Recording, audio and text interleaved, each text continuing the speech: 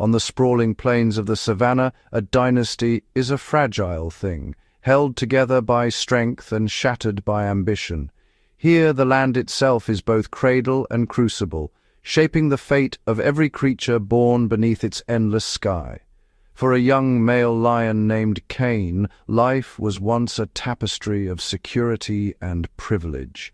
At 2 years old, he was a prince of his pride, basking in the warmth of his family and feasting on kills provided by the skill of others. He was born into royalty, a future ruler in the making, but in the ruthless world of lions, a prince's rise is often seen as a direct threat to the reigning king. The very blood that promised him a throne would soon become the reason for his banishment. This is the unwritten law of the Lion dynasty. Power must be defended, even from one's own kin. The change came swiftly. Cain's father, the pride's formidable patriarch, began to see not a son, but a rival.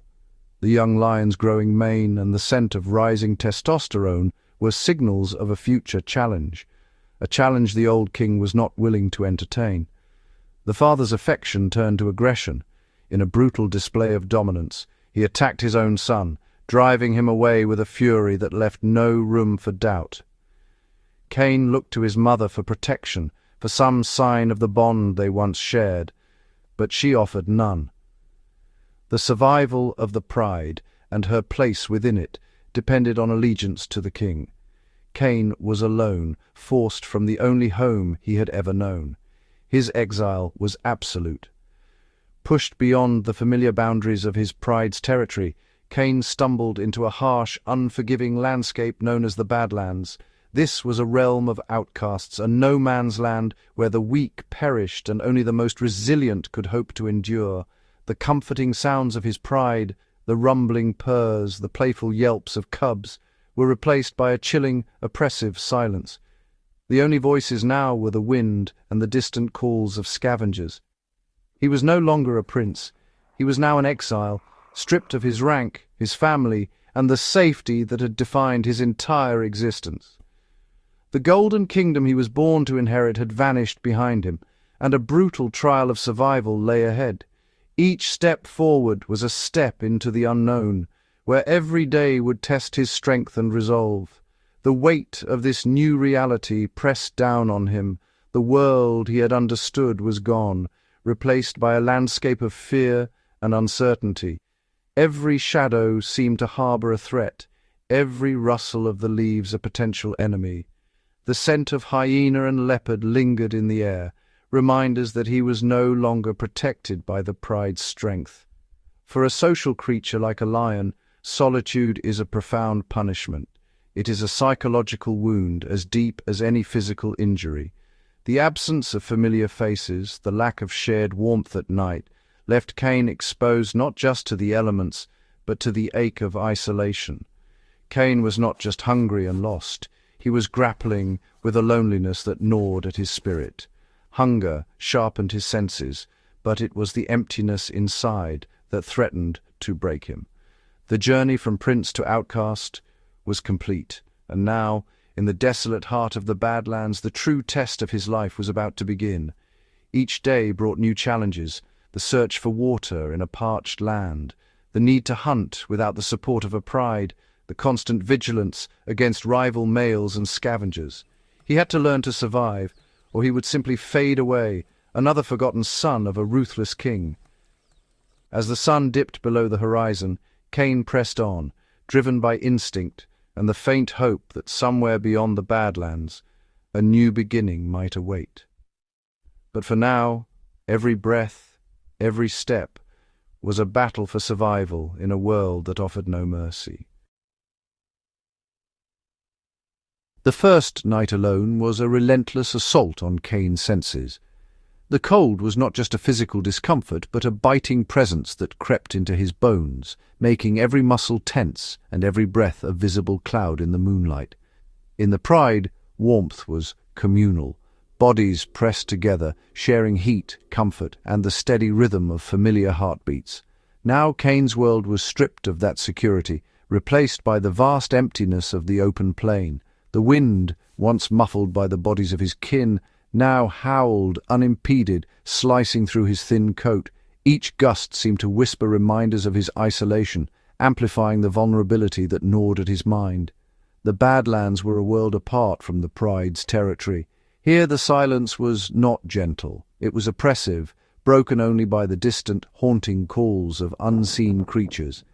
The darkness pressed in, thick and absolute, concealing threats that his imagination painted in vivid detail. Every step he took was met with suspicion by the land itself. The ground was hard, the grass sparse and brittle, and the air heavy with the scent of old bones and faded struggles. Each sound, a hyena's cackle, the snap of a twig, sent adrenaline surging through his veins. Instinct screamed at him to run, to hide, but there was nowhere to go. The night was endless, and he was exposed. For the first time, Cain understood what it meant to be prey. His senses sharpened, every shadow a potential threat, every movement a possible enemy. The psychological toll was immense. Fear became a constant companion, eroding his confidence with every passing hour. Hunger gnawed at him, a dull ache that soon sharpened into a burning pain. The land offered little in the way of sustenance.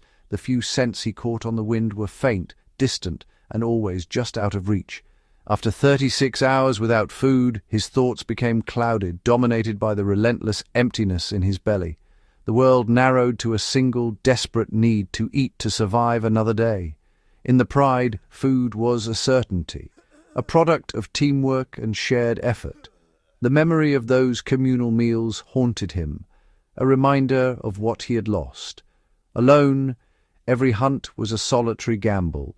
He was inexperienced, his skills untested, and the savannah was unforgiving to the unskilled. Driven by desperation, he spotted a lone impala grazing in the tall grass. His heart pounded as he crouched, every muscle coiled in anticipation. Instinct guided him, but it was raw and unrefined. His movements were clumsy, betraying his inexperience. He lunged forward, driven by hunger and hope, but his approach was noisy, lacking the patience and precision of a seasoned hunter. The impala vanished in a blur, leaving Cain breathless and defeated. The failed hunt cost him precious energy, and the sting of failure deepened his sense of isolation. Exhausted, he collapsed in the grass, his body trembling from exertion and hunger. The landscape around him was indifferent, offering no comfort, no reprieve. 4 days passed in a blur of hunger and fatigue. The pain in his stomach became a constant, throbbing presence, sapping his strength and will. Pride, once his birthright, crumbled beneath the weight of starvation. Each day, his regal bearing faded, replaced by the desperate posture of a survivor. His royal lineage was meaningless here. The Badlands cared nothing for bloodlines or titles. Only strength and cunning mattered. Reduced to scavenging, Cain searched for scraps, bones picked clean by vultures, the faintest traces of meat left behind by more fortunate predators. Survival became his only goal. The world had stripped him of everything but the most basic instinct, to endure no matter the cost. The rules of the Pride no longer applied. In the Badlands, the only law was survival, and every day was a test of his ability to adapt. The landscape itself was a teacher, harsh, unyielding, and utterly indifferent. Cain learned to read the wind, to listen for the faintest sounds, to move with caution and purpose. Fear, once paralyzing, became a tool. It sharpened his senses, forced him to be vigilant, to anticipate danger before it struck. He hesitated often, torn between the habits of his past and the demands of his new reality. Each decision was a matter of life and death. The arrogance of a prince was a liability. Humility, caution, and adaptability became his new strengths. He learned to move silently, to blend with the grass, to watch and wait.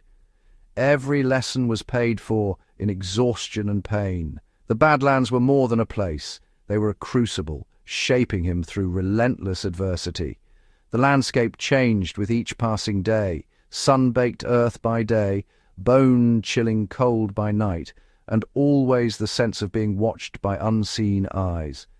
At dawn, the mist clung to the ground, blurring the horizon and deepening his sense of isolation. Cain moved like a shadow, haunted by hunger and fear, but also by a growing determination. There were no humans here, no distant fires, no scent of smoke, no echo of voices. The world was wild, untamed, and utterly indifferent to his struggle. Yet, in this crucible of solitude, the first sparks of resilience began to flicker. Cain's trial had only just begun, but with each passing day, he was being remade by the land itself. The Badlands stretched endlessly before Cain, a harsh and unforgiving expanse where the sun scorched the earth and every breath tasted of dust.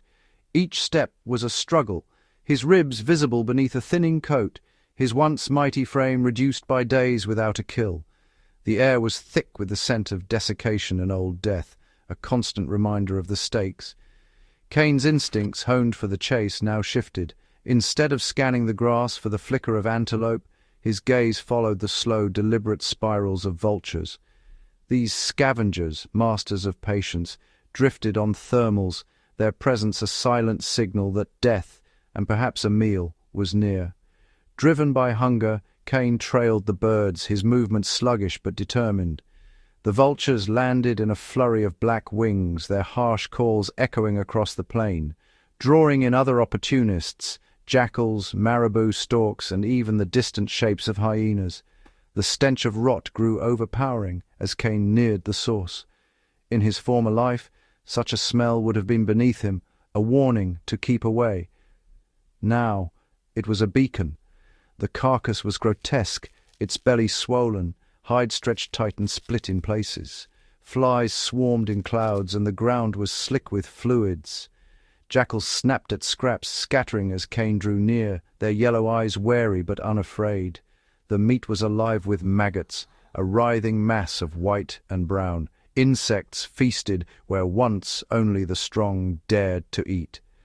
Cain hesitated, his pride warring with his need, but in the wild, survival is the only law.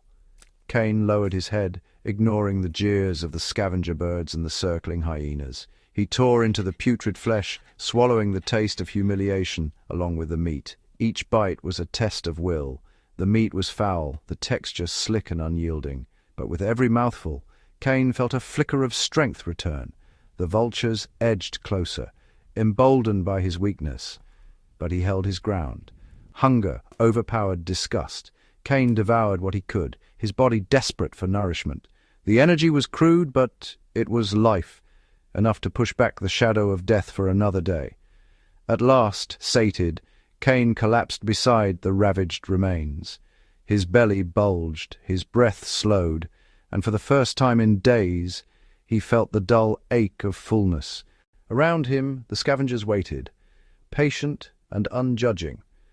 This meal, as degrading as it seemed, marked a turning point, a lesson in humility and adaptation. Cain's perspective shifted. The world was no longer divided into hunters and prey, but into those who survived and those who did not.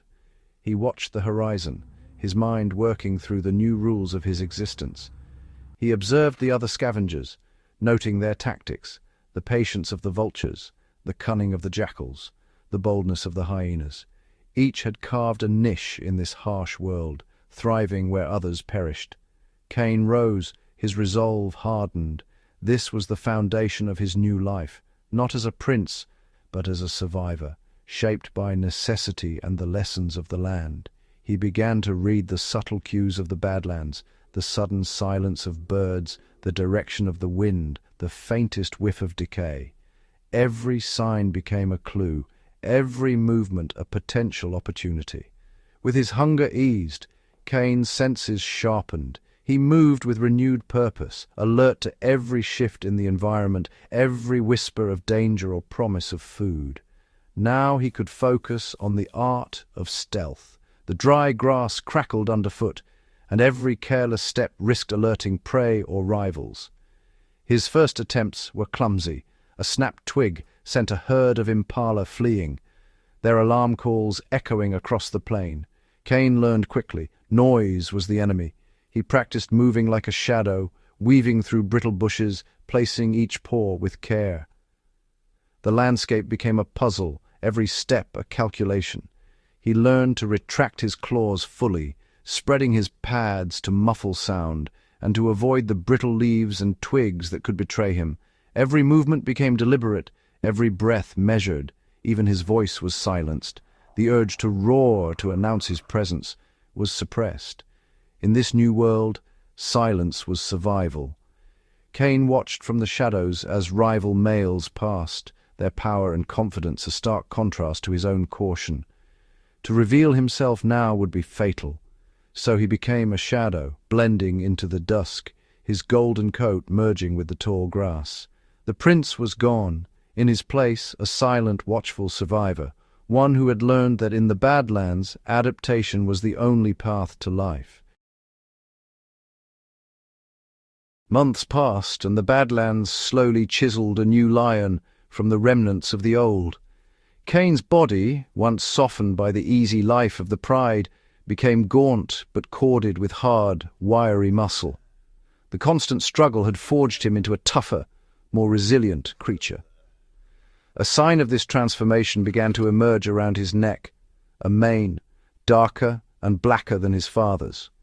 A black mane is a signal of high testosterone and superior genetics, a visual testament to the hardship he had endured and overcome.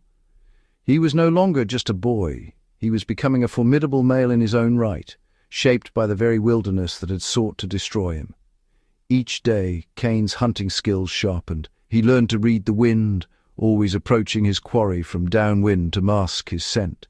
He studied the movement of herds, the subtle signals of alarm in impalas and zebras, the way a single flick of an ear or a sudden hush could betray his presence. He learned to use the darkness as his greatest ally, moving with the night, his tawny coat blending seamlessly with the shadows. A lion's vision is 6 times more powerful than a human's at night, thanks to a reflective layer in their eyes called the tapetum lucidum. This gave him a decisive advantage over his prey, allowing him to see the faintest movement in the gloom while remaining nearly invisible himself. Cain's approach was methodical. He would spend hours observing, waiting for the right moment. He learned to identify the weakest or most distracted individuals in a herd, those limping, the very young, or the old. He understood the importance of patience, resisting the urge to charge recklessly. Instead, he crept forward, belly pressed low, each step calculated to avoid snapping a twig or rustling the grass. The environment itself posed challenges. Swirling winds could betray his scent, and the dry grass crackled underfoot. He adapted, moving only when the wind was in his favor or when the sounds of the night masked his approach. One evening, he put his skills to the ultimate test. He spotted a warthog, a creature known for its ferocious defense but cursed with poor night vision. This time there was no reckless charge. Cain moved with the silence he had perfected, a ghost in the long grass, his every step measured and soundless. He became one with the shadows, a patient executioner waiting for the perfect moment to strike. The attack was a masterpiece of lethal efficiency. He waited until the unsuspecting warthog was just feet away before launching his assault. The ambush was swift and brutal, a blur of claws and teeth in the moonlight. The warthog had no time to react, no chance to defend itself. With a powerful bite to the neck, it was over. Cain had made his first successful kill. As he stood over his prize, the taste of fresh blood was a profound victory. He was no longer a beggar feeding on scraps. He was a hunter, an executioner. This kill marked a critical turning point in his mind, transforming his fear into a cold, hard confidence. Yet the savannah was unforgiving. The scent of blood could draw hyenas or rival lions at any moment. Cain had learned his lessons well. He dragged his kill into thicker cover, using the terrain to shield himself from prying eyes and opportunistic scavengers. He ate quickly, always alert, his ears twitching at the slightest sound. This newfound success did not breed recklessness.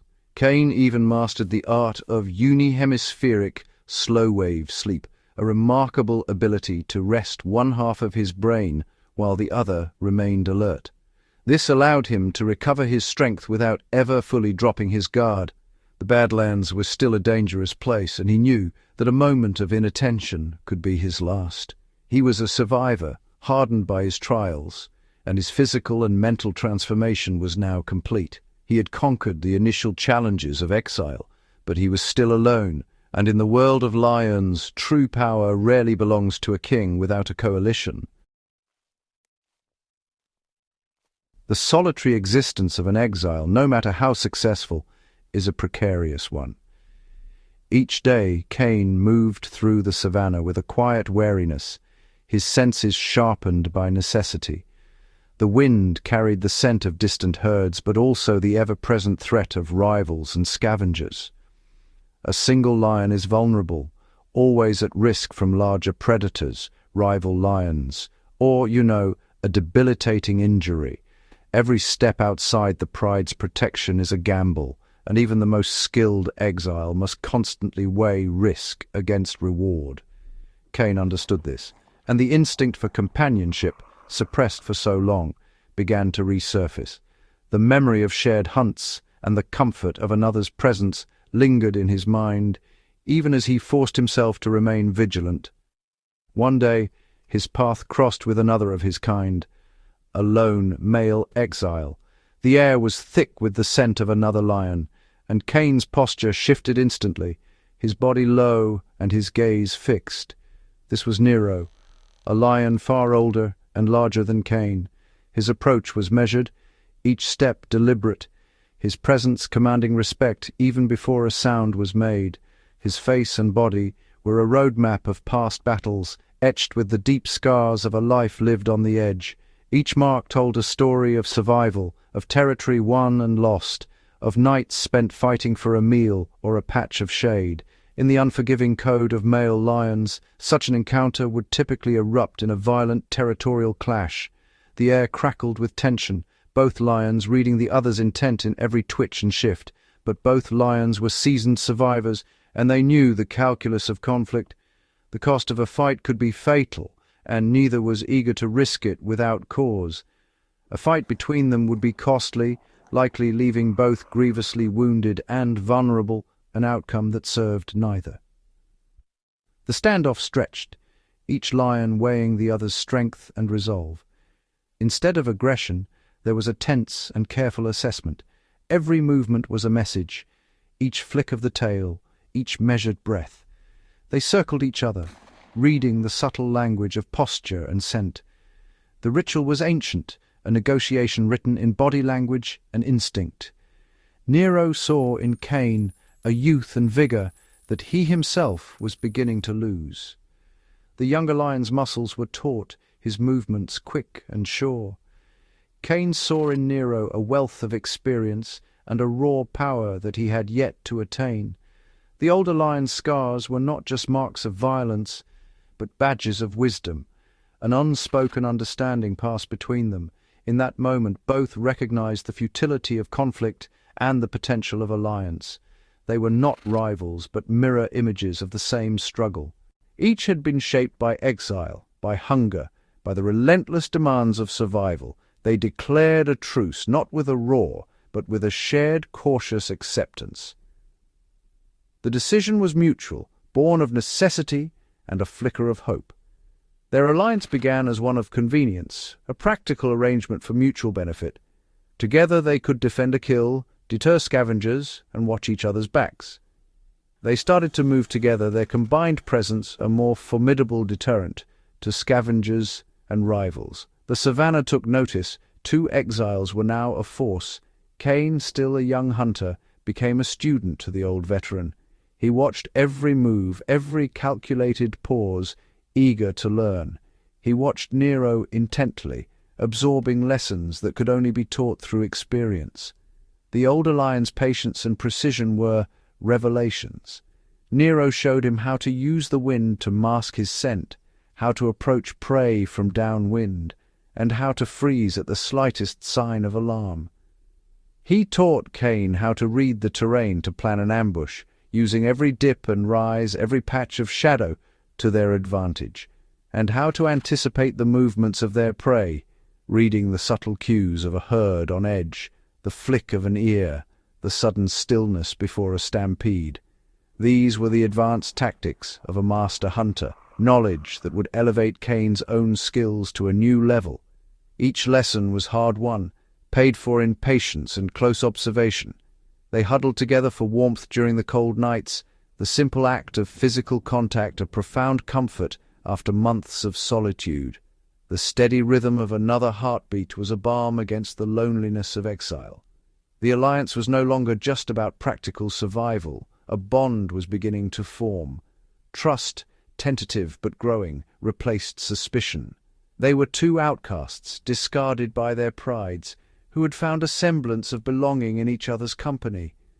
The savannah was vast, but together they were less alone. They were not yet a true coalition, but the foundation was being laid. Each day spent together strengthened the fragile partnership. In the harsh wilderness of the Badlands, they had found the one thing more valuable than a successful hunt, a partner. The landscape was unforgiving, but together they faced it as equals. Their shared exile was forging a connection that would soon be tested in the crucible of a high-stakes hunt. In the wild, every alliance is provisional, but for Cain and Nero, it was the beginning of something more. A partnership born of necessity, tempered by respect and deepened by the silent language only lions understand. In the heart of the savannah, where the grass whispers secrets and the air shimmers with heat, Cain and Nero's alliance was still fragile, an unspoken agreement forged by necessity, not yet by trust. To cement their partnership, they set their sights on the most formidable prey the plains could offer, the Cape buffalo. These giants, known as Black Death, are the ultimate test for any lion, massive, unpredictable, and fiercely protective of their own. The herd grazed in a loose formation, their senses attuned to every movement. The lions, hidden by the tall grass, communicated in silence, ears flicking, tails twitching, bodies low and tense. Every gesture was a language, every glance a strategy. Nero, the older and more battle-scarred of the two, signaled with a subtle shift of his shoulders. He would take the lead, drawing the buffalo's wrath, while Cain would circle wide, using the wind and the cover of the grass to his advantage. With a sudden burst of energy, Nero exploded from the grass, his mane bristling, his roar echoing across the plain. The buffalo herd erupted in chaos, but the largest bull stood its ground, lowering its head, nostrils flaring, ready to defend. The bull charged, hooves pounding the earth, dust swirling in the golden light. Nero danced away from the deadly horns, his movements honed by years of survival. The buffalo's aggression was relentless, its focus absolute. Meanwhile, Cain moved with calculated precision. His body hugged the ground, muscles rippling beneath his tawny coat. He circled wide, using the shifting wind to mask his scent, his eyes never leaving the bull. As Nero feinted and dodged, Cain closed the distance, his paws silent on the earth. The buffalo, consumed by rage, failed to notice the second predator until it was too late. In a blur of motion, Cain launched himself onto the bull's hindquarters. His claws sank deep, anchoring him as the buffalo bucked and twisted, bellowing in pain and fury. The sudden attack shattered the bull's concentration, forcing it to divide its defense. Now the two lions moved as one. Nero, seizing the moment, lunged for the buffalo's muzzle, his jaws clamping down with crushing force. Cain held fast, his grip unyielding despite the bull's desperate thrashing. The struggle was brutal and raw, a contest of strength and will. The buffalo fought with every ounce of its power, but the lion's coordination was flawless, each anticipating the other's moves, each trusting the other with their lives. At last, Cain found the opening he needed. With a surge of youthful strength, he clamped his jaws around the bull's throat, cutting off its air. The buffalo's resistance faded, its massive body collapsing beneath the combined weight of its attackers. The savannah fell silent, save for the heavy panting of the victors. Blood mingled with dust, the scent of triumph and survival hanging in the air.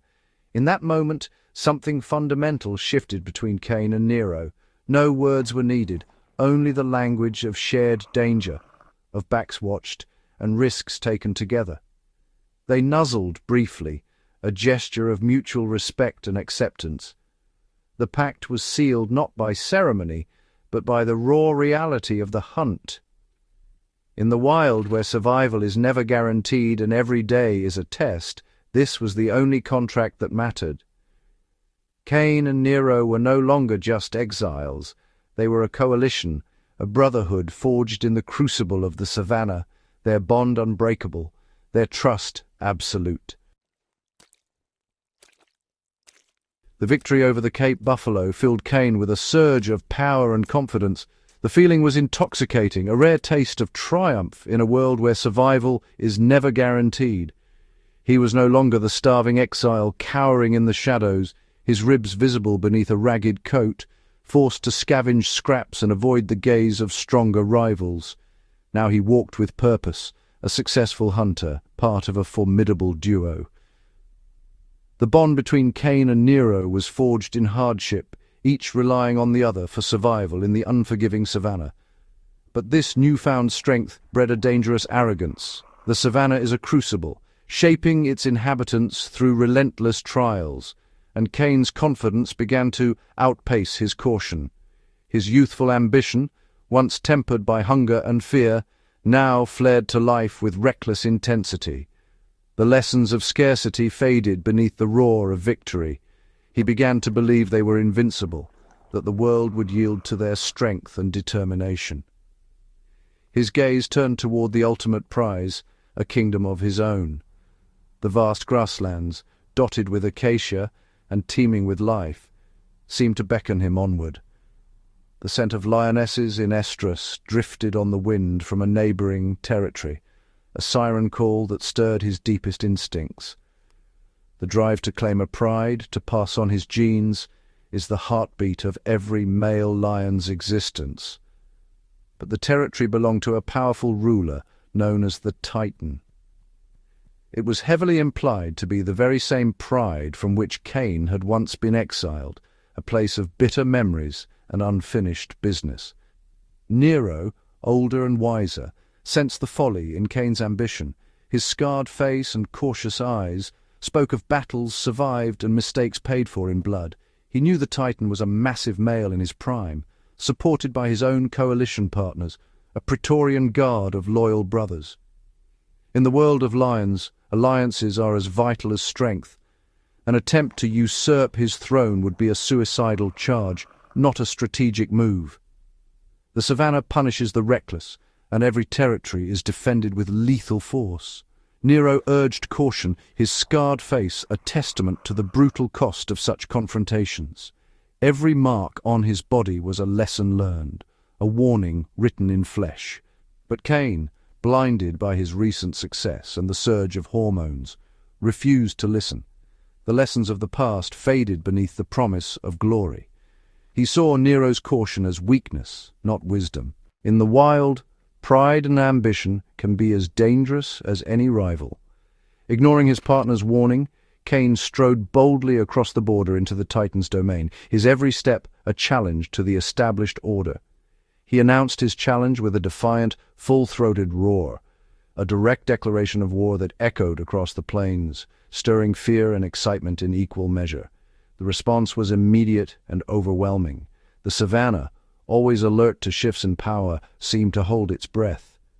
The Titan emerged from the shadows, a truly colossal lion whose size dwarfed even Nero. He was not alone, and his presence radiated authority.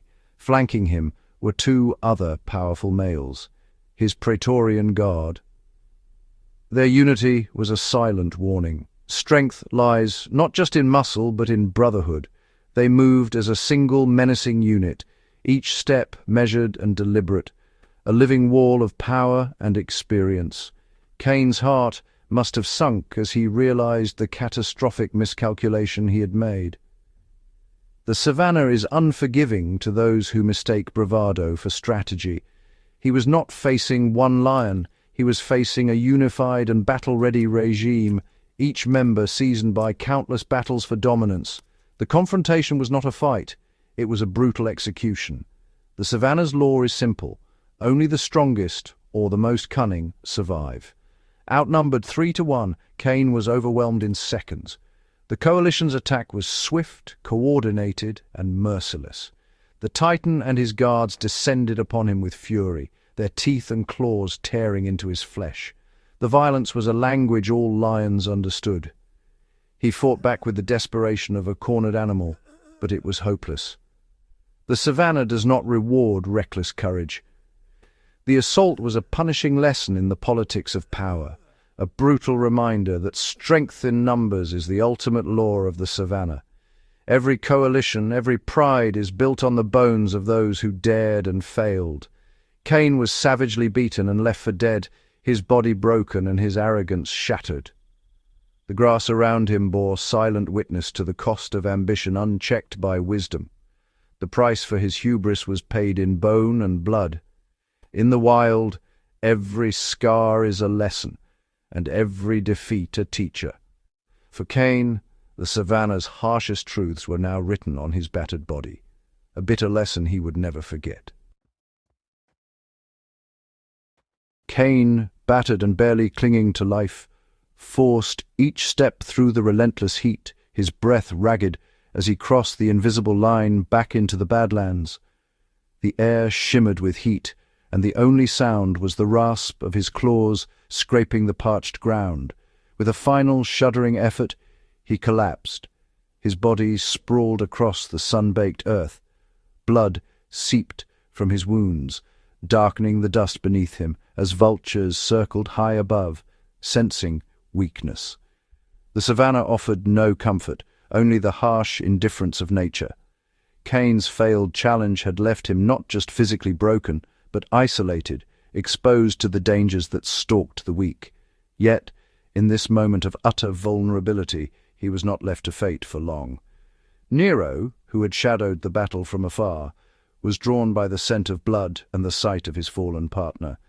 He approached cautiously, his body low, ears flicking at every sound. In the unforgiving logic of lion society, Nero could have turned away, leaving Cain to the scavengers.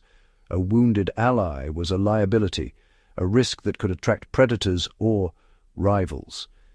The threat was real. Hyenas prowled the periphery, their laughter echoing in the dusk, waiting for the coalition to fracture. But instead of abandoning his partner, Nero made a choice that would define their future. He looked past Cain's immediate weakness, recognizing the potential for recovery and the value of shared experience. In the wild, alliances are forged not in comfort, but in adversity. Cain's youth and strength, though battered, were assets. The pain of defeat had tempered his arrogance, leaving behind a lion who understood the cost of survival. Nero began the slow, deliberate process of a low grooming, his tongue rasping over Cain's wounds. This was more than comfort, it was a lifeline.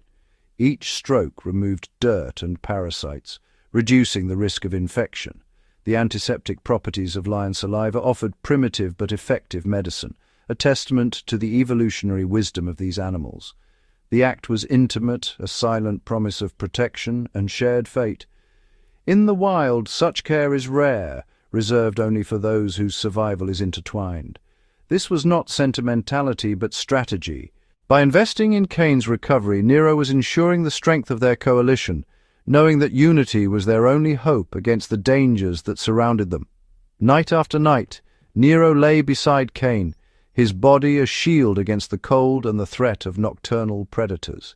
He watched the darkness, ears twitching at every sound, while Cain drifted in and out of fevered sleep. In these long, silent hours, a bond was forged, one not of dominance, but of mutual reliance. The trust between them deepened, each lion learning the rhythms and needs of the other. Cain, unable to hunt, depended entirely on Nero for sustenance. Nero brought scraps of meat, standing guard as Cain ate, his presence a silent deterrent to scavengers. This period of vulnerability transformed their relationship. What began as a partnership of convenience became a true alliance, built on trust, necessity, and shared hardship. As the weeks passed, Cain's wounds closed, leaving behind a map of scars. He rose, unsteady but determined, and stood beside Nero, their bodies marked by survival. Together they began to patrol the borders of their modest territory, moving in unison. They marked bushes with their scent, rubbing their heads and flanks, reinforcing their claim and their unity. This ritual of scent marking was more than territorial. It synchronized their chemistry, aligning their behaviors and intentions. Two individuals became a single, cohesive force. The Badlands, once a place of exile and despair, had become their crucible. The harsh landscape tested them daily, shaping their resilience and sharpening their instincts. Here, Cain was stripped of his former pride and illusions. He learned to read the wind, to sense the approach of danger, and to value the presence of a true ally. The scars that marked his body were no longer emblems of defeat, but badges of survival, each one a lesson etched in flesh. Humbled by hardship, Cain emerged stronger and wiser, his spirit tempered by pain and perseverance. No longer just exiles, Cain and Nero had become a true coalition, a force forged in adversity, bound by trust, and ready to face the challenges of the wild with patience, strategy, and an unbreakable bond. In the heart of the savannah, where the golden grass stretches to the horizon and the air vibrates with the tension of survival, a new dynasty was quietly taking shape. Cain and Nero, once exiles, now stood as a formidable coalition, brothers not by blood but by the crucible of hardship and the shared vision of reclaiming power. Their strategy was born not from brute force, but from a deep understanding of the intricate hierarchy that governs lion society. In the wild, dominance is not simply seized, it is earned, maintained, and constantly challenged. Cain and Nero initiated a war of attrition against the reigning titan, using the landscape itself as an ally. They moved like shadows, exploiting every fold of the terrain, every patch of cover, every whisper of wind. They had learned that a direct assault on an entrenched king was folly. Instead, they became phantoms on his borders, a constant invisible pressure that gnawed at his confidence and sapped his strength. The boundaries of territory in the lion world are not just lines on a map.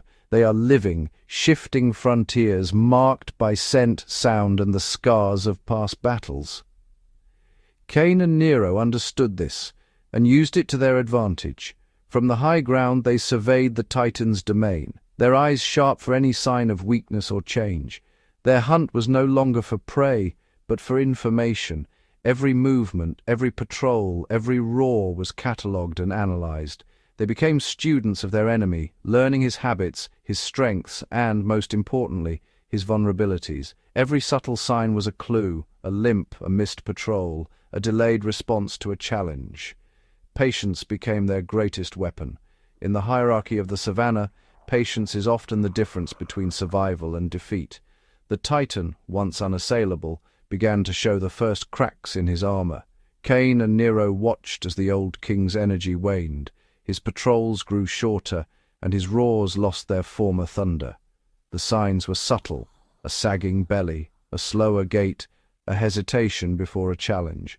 In the wild, such details are the difference between ruler and usurper. The Titan's kingdom, once vibrant and secure, now felt the strain of constant vigilance. The coalition's presence was a silent siege. Cain and Nero used the Titan's own displays of power against him. His mighty roars, meant to intimidate, now betrayed his position to the patient usurpers. Each time he announced his presence, they marked it, adjusting their tactics, tightening the noose. The Titan remained a formidable king, but the relentless pressure of leadership and the ever-present threat at his borders began to erode his authority. The coalition's campaign was psychological as much as physical, a war of nerves designed to exhaust and destabilize. They intercepted prey near the borders, cutting off the pride's supply lines and forcing the Titan to stretch his resources thin. Every incursion, every scent mark left just inside the Titan's territory was a calculated provocation, forcing him to respond, to expend energy, to reveal his weaknesses. The environment itself became a silent witness to this struggle. trampled grass, clawed trees, and the ever-present tension in the air. Each day, the coalition's patience chipped away at the old regime, one observation at a time. They would not challenge the Titan directly, but would bleed his kingdom from the edges, bankrupting him with stress and uncertainty. The hierarchy of the savannah is a delicate balance, maintained by strength, strategy, and the ever-present threat of change. Cain and Nero's campaign was a masterclass in patience and precision, exploiting every weakness, every lapse, every moment of fatigue.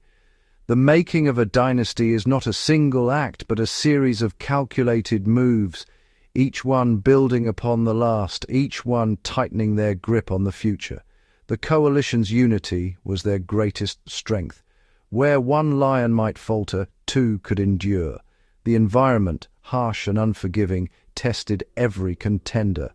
Only those who adapted, who learned from defeat, could hope to rule. Cain's transformation was now complete.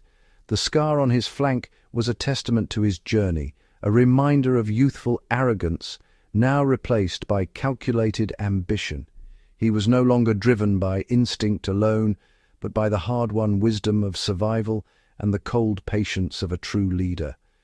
The fire of his youth had been tempered by defeat, and the strength of his alliance with Nero forged in adversity.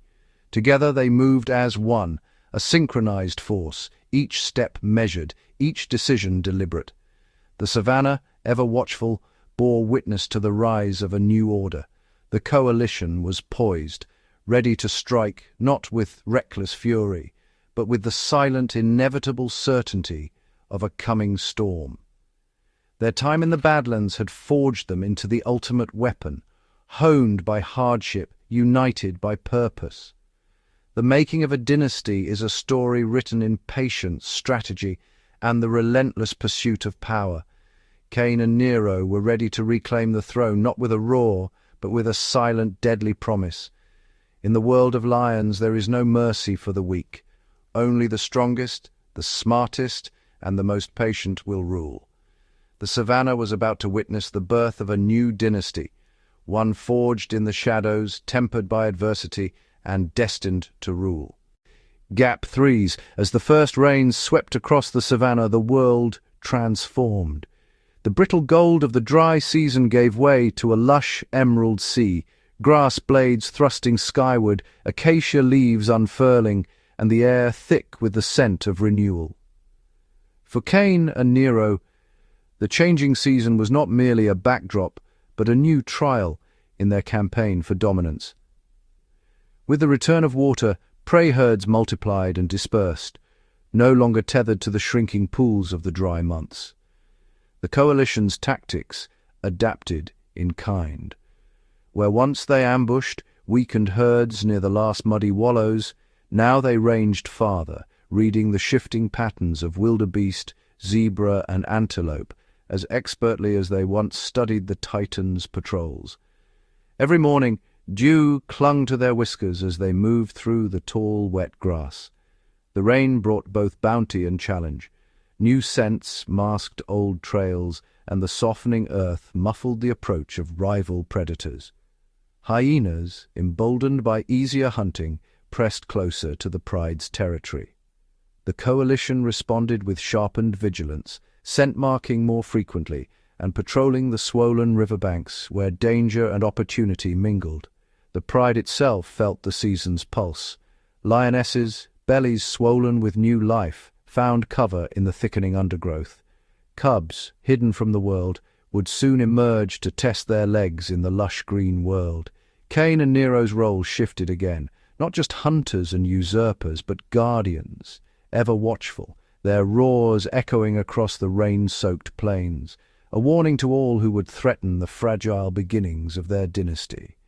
But the abundance brought new risks. With food plentiful, the old Titan's pride regained some of its strength. The border disputes grew fiercer, the skirmishes more frequent. Cain and Nero adapted, learning to strike with precision and retreat with the rain, never allowing themselves to be pinned by the shifting tides of fortune. Their patience was tested anew as the savannah swelled with life and competition. Each evening, As the sun dipped behind thunderclouds, the coalition surveyed their realm from atop a rocky kopje. Lightning painted the sky, illuminating a landscape in flux, herds on the move, predators weaving through the grass, and the ever-present tension between old rule and new. For Cain and Nero, the changing season was not an obstacle, but an opportunity, a crucible in which their dynasty would be tested, refined, and, if they endured, proven worthy of the crown. Here, in the heart of the wild, every raindrop was a promise and a challenge. Only those who adapted, who mastered not just their rivals, but the rhythms of the land itself, could hope to rule. And as the storm clouds gathered, the coalition stood resolute, kings in waiting, shaped by the endless cycle of the savannah's seasons. Beneath the bruised twilight sky, the savannah's silence is deceptive. For Cain and Nero, kings in the making, the greatest threats now come not just from rival lions, but from the shadows that move low and silent, predators drawn by the same abundance that feeds their pride. The first challenge comes with the dusk chorus, spotted hyenas, their laughter echoing, materialize from the tall grass. They do not approach as scattered scavengers, but as a disciplined clan, eyes glinting with cunning and hunger. The coalition stands their ground, tails lashing, manes bristling. The hyenas test the boundaries, darting forward, snapping at old bones. But Cain's low growl and Nero's sudden charge scatter them, at least for tonight. Yet, the message is clear. The coalition's reign will be contested at every shadowed edge. Later, under the silvery gaze of the moon, another challenge emerges. A solitary leopard, sinewy and silent, drags an impala carcass through the bush. Sensing the coalition's approach, the leopard abandons its prize, melting into the trees. Cain pauses, nostrils flaring at the scent of fresh kill, but he does not pursue. These encounters are not battles for territory, but silent negotiations, each predator carving out its place beneath the acacias. Dawn brings new adversaries. A pack of wild dogs, lean and restless, weaves through the wet grass, their yips sharp and urgent. They are relentless, harrying a herd at the edge of the coalition's domain. Cain and Nero, drawn by the commotion, watch from the shadows. The wild dogs know better than to challenge the lions directly, but their presence is a reminder. Here even kings must compete for every meal. Days grow warmer, and as the sun climbs, crocodiles bask on muddy banks, jaws agape. At the swollen river's edge, the pride approaches warily. Nero's paw hesitates at the waterline, eyes fixed on the reptilian forms. The coalition knows well the cost of carelessness. Each crossing is a test of nerve and patience. Through each encounter, Cain and Nero refine their vigilance. They learn the language of alarm calls and shifting winds, the meaning of a vulture's spiral or the sudden silence of guinea fowl. Their rule is not asserted by brute force alone, but by a constant, watchful adaptation, a dance with every rival who haunts the same green world. As the storm breaks and lightning cleaves the horizon, the savannah's predators retreat to their separate shadows. For a moment, peace reigns, not because threats have vanished, but because every creature, great and small, knows its place in the ever-turning wheel of survival. In these nightly encounters, the coalition's legacy is forged, not only by what they conquer, but by how they endure, adapt, and coexist with the other shadows in the grass. As the rains recede and the savannah's gold returns, Cain and Nero shift from reaction to resolve. To secure their dynasty, they must do more than face rivals. They must become architects of vigilance, sentinels of their own borders. The coalition's strategy is subtle, written not in open battle, but in the language of scent and signal. At dawn, Cain patrols the periphery, his mane dusted with dew, leaving his mark on acacia trunks and termite mounds. Each spray of scent is a silent proclamation. This land is watched, this grass is claimed. Nero follows, clawing the earth, his tracks a warning etched into the soft soil. These invisible boundaries are respected by some, challenged by others, but always enforced. Resource guardianship is a ceaseless ritual. When the pride feeds, Cain stations himself on a low rise, surveying the horizon while lionesses and cubs eat. His presence alone deters opportunists. Jackals, vultures, even the boldest hyenas hesitate at the shadow of a lion's silhouette. Nero circles the kill site, driving off scavengers with a calculated show of force, never wasting energy but never yielding ground. Waterholes, the lifeblood of the territory, are patrolled with equal discipline. At dusk, the coalition visits each in turn, scanning for signs of intrusion, trampled reeds, unfamiliar scat, the scent of a stranger's mane. If another lion has trespassed, Cain's response is swift, a low, resonant roar that carries across the plains, summoning the pride and warning the interloper. The message is clear: unity is strength, and strength is survival. Even at rest, the coalition's watchfulness never wanes. From the shade of a marula tree, ears twitch at distant alarm calls. Eyes track the flight of oxpeckers and the ripple of grass. Every movement is assessed, every sound weighed for threat or opportunity. Through this constant surveillance, Cain and Nero do not just defend their resources, they shape the rhythm of life within their realm.